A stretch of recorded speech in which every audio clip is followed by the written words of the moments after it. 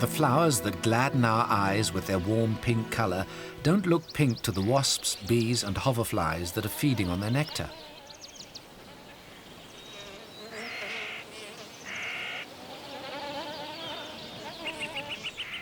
These glowing red trumpets are striking, but they're red only to our eyes. To a butterfly, they advertise their rich nectar content on a different wavelength. Butterflies can see ultraviolet light, beyond the range of our limited vision. Change the light by boosting the ultraviolet and see what happens to the appearance of what we think is a red flower.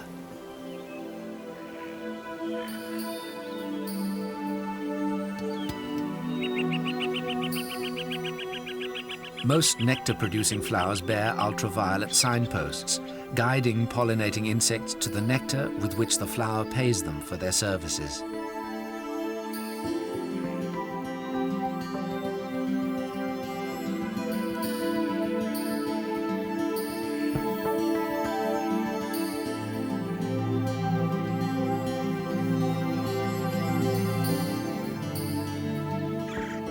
Some don't.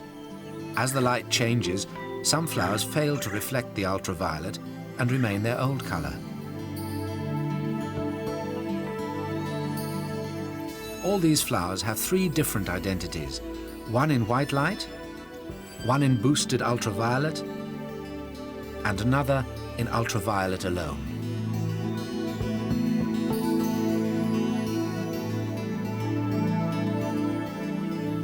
A flower called rudbeckia reflects ultraviolet all over its petals, so that to an insect it looks like a white star surrounding the source of nectar and pollen. But when the center of a flower is dark already, the insects can find their food and pollinate the flower without further help.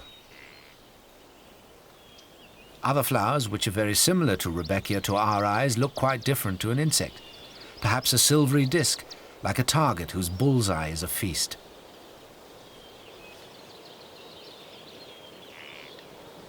Most insects cannot distinguish the color red. Just as our vision runs out at wavelengths above violet, theirs stops short of red. A poinsettia attracts birds with this pattern, but insects with this. The camera sees it as a pale purple, but we can have no idea of what an insect sees. Perhaps it's this. There's no way of finding out until the bees talk to us instead of we to them. We can only watch the interplay between insects, birds and flowers and wonder.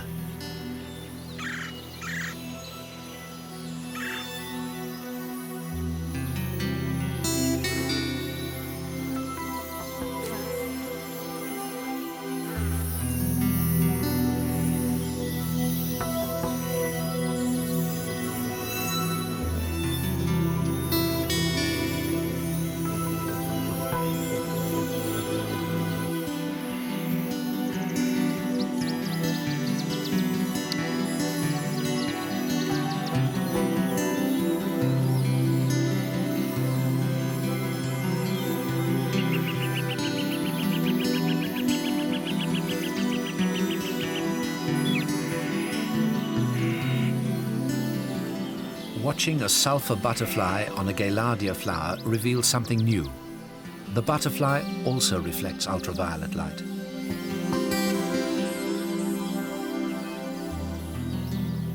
The orange-gold pattern of the flower is transformed by ultraviolet into blue or a mixture of cream and pink, depending on the strength of the light source. What happens to the colors of the butterfly? Watch. On a female butterfly, the faint spots on the hind wings are delicately outlined in silver. But the trick really works on the male. He gives the species its full name, the orange-barred sulfur. As a male emerges from his chrysalis, the orange bars on his forewings are already visible through the transparent pupal case.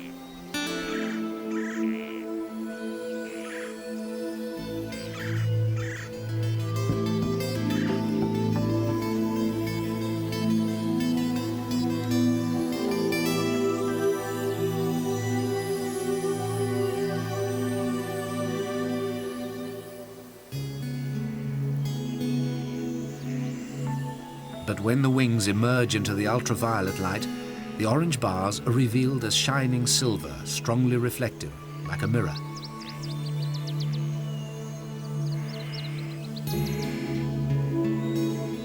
Flashing the ultraviolet light reveals how brightly they shine.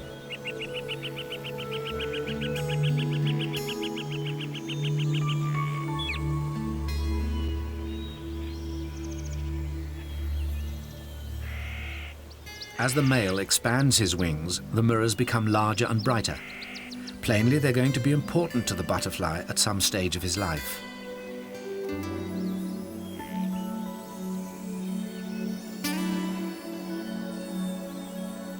A closer look at the female shows that it's not only her rings that reflect ultraviolet. There's a pattern on her fore and hind wings quite different from her plain yellow dress in white light. These are the marks by which male and female recognize each other, using ultraviolet reflections to distinguish members of their own kind from other species around about them. When the adults are flying free and the breeding season is underway, the marks are what enable them to mate with their own kind.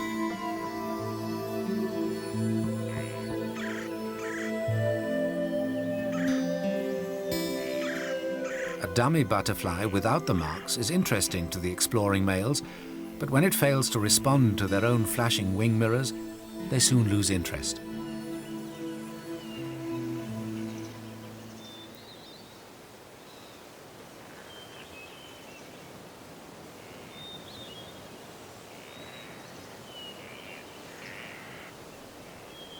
A female orange-barred sulphur responds at once, and mating can take place.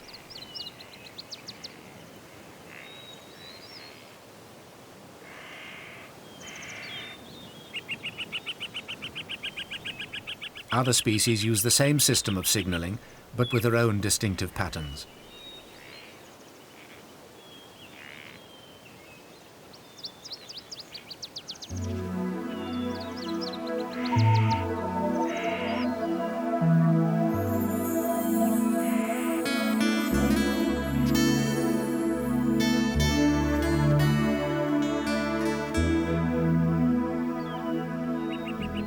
Knowing that insects cannot see red, it's odd that so many of the visible wing patterns contain red. But colour has other functions, such as camouflage or warning.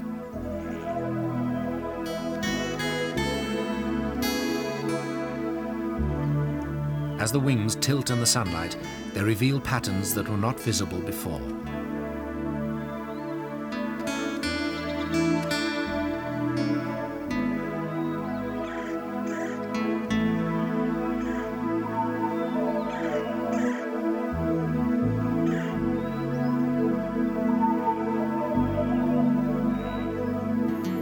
The ultraviolet vision of butterflies is not infallible. It can be outwitted by one particular predator. A yellow black-eyed Susan flower has its own ultraviolet pattern to attract butterflies. Only the petals are reflective.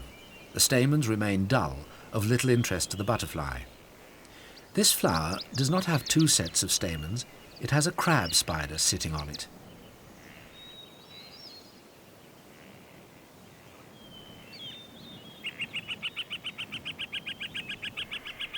In white light, the spider is perfectly camouflaged to match the colour of the flower to protect it from predation by birds. In ultraviolet, it seems conspicuous, but because it doesn't move, the butterfly doesn't notice it.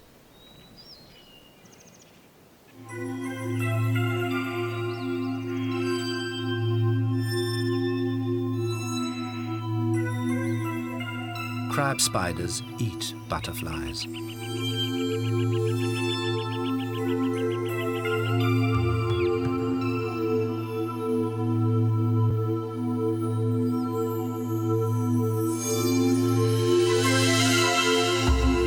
Like that.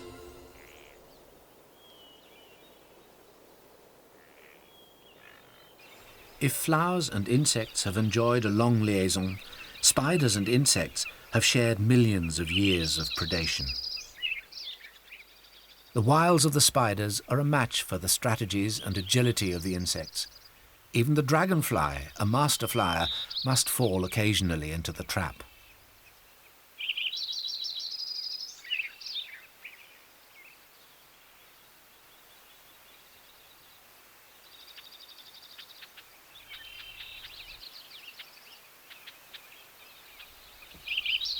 But a dragonfly is about as big a victim as even a large spider can handle.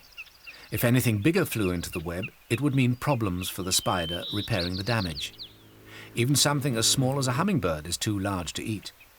They often visit spiders' webs to collect silk to use in their nests. It is in the spider's interests if the web is clearly visible to birds, so that they can avoid it.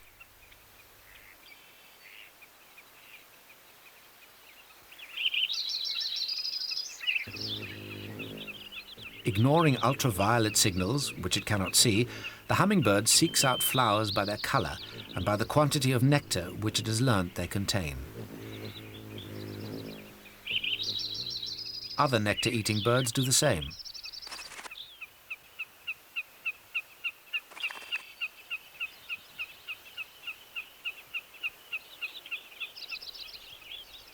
Meanwhile, the trees around them are festooned with webs which would impede their progress, if not kill them. But they don't get caught.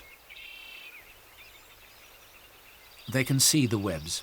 The spider has made sure of that.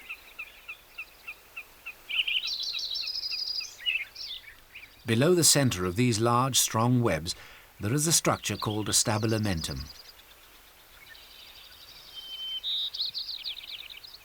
People used to think that it stabilised the web in the wind.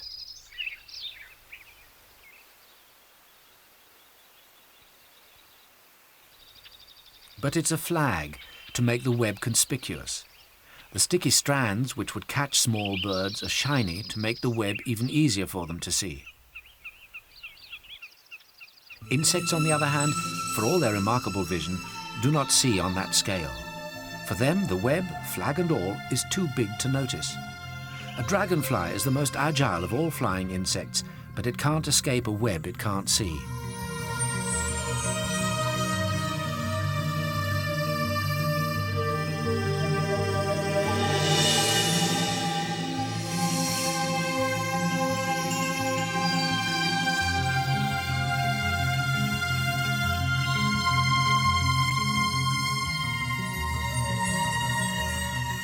Some spiders make their stabilimentum even more obvious by decorating it with the trussed and drained corpses of their prey.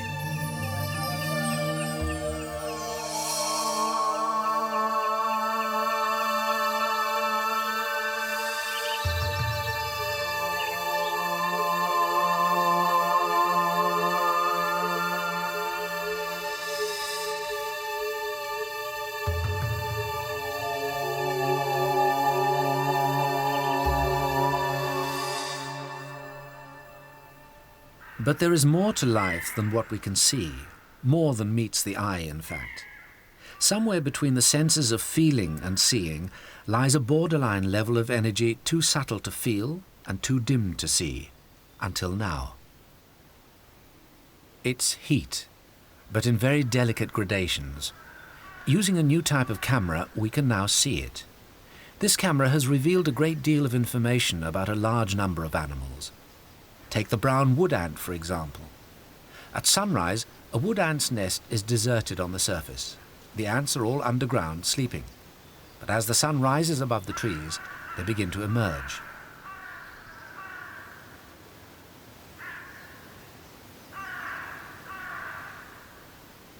Speeded up film helps to show the increase in numbers of ants on the surface as the day warms up.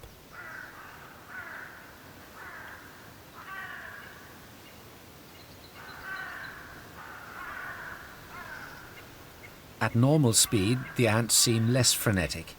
In fact, they look positively lethargic as they wander about on the surface of the nest, some climbing up among the pine needles and some scrambling back down into the depths.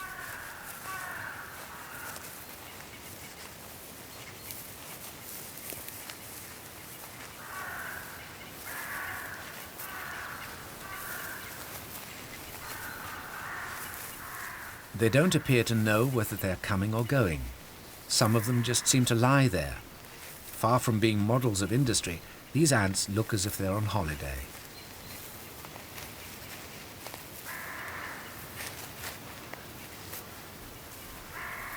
The answer to the idle behaviour of these workers lies under the ground in the depths of the nest. There in the brood chamber sits the queen, laying the eggs which will hatch into a new generation of workers. but the brood chamber is cold. This is how the heat camera sees it, turning temperature into colour. Purple and blue are cold colours, and red and yellow, grading to white, are warm. The inside of the nest is at about 19 degrees centigrade, and the sunlit surface at about 26 degrees. The ants coming down are a warm white with red edges.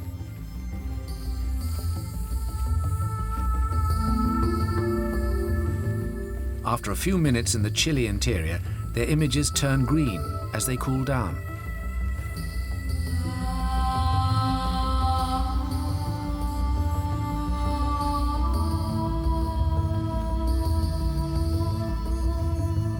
New arrivals are glowing with warmth from their sunbathing on the surface.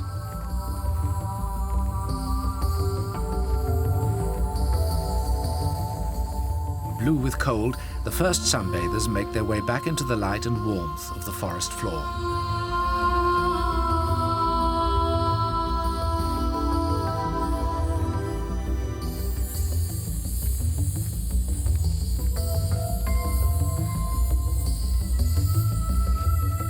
Far from idling their time away in the morning, the workers are using their bodies to collect heat to keep the colony alive. And so it goes on until the little mobile storage heaters have carried the warmth of the morning from the sunshine into the cool gloom of the nest, raising the temperature of the brood chamber until the queen can begin her day's laying.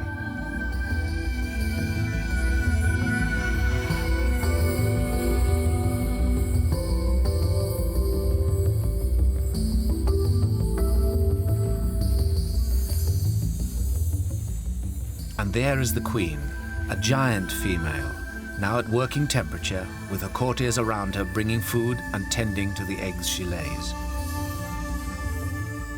The mystery of the wood ant's morning behavior had been worked out in theory some time ago by devoted scientists using thermometers and watching the ants' comings and goings. Thanks to the heat camera, this is the first time it's been seen.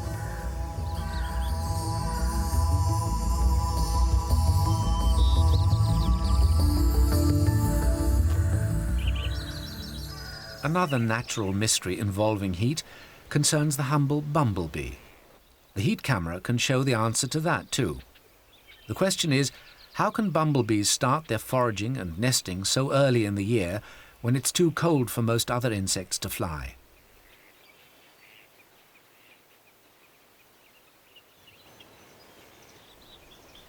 The answer is that they have an inbuilt source of heat, like a tiny chemical furnace where they can burn fat until their muscles are warm enough to work.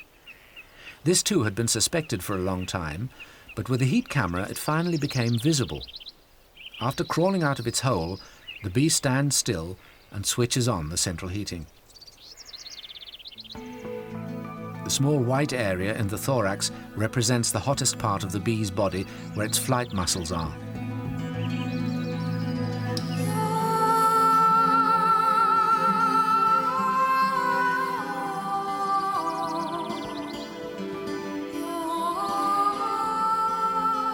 As the warmth spreads, the bee becomes more active and finally flies off. The interactions between insects and plants are double-sided. Each benefits the other in what is known as symbiosis, literally living together. In return for the insect services in transferring pollen from one flower to another, the plant pays with nectar and pollen for the insect to eat.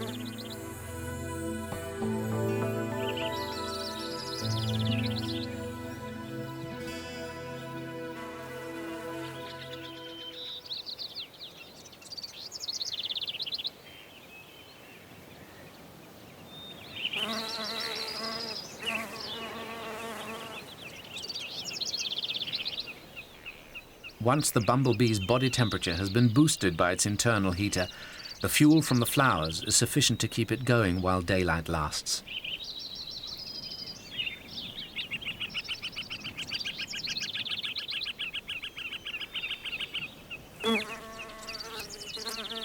The glorious complexity of a passion flower offers a perfect target and landing place for pollinating butterflies. Patterns like this, reinforced by ultraviolet signals, advertise a very high-value fuel for the insects. By watching butterflies through a heat camera, we can see how quickly the nectar provides energy, giving off heat as it is oxidized inside the butterfly's body.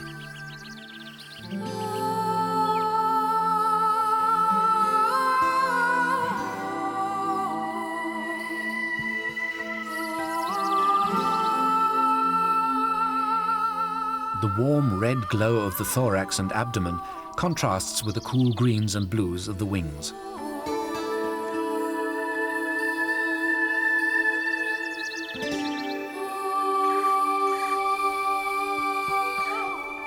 The heat camera and the ultraviolet camera have combined to give a new insight into the everyday, transforming mundane events into wonders by extending our senses until they reach into the invisible.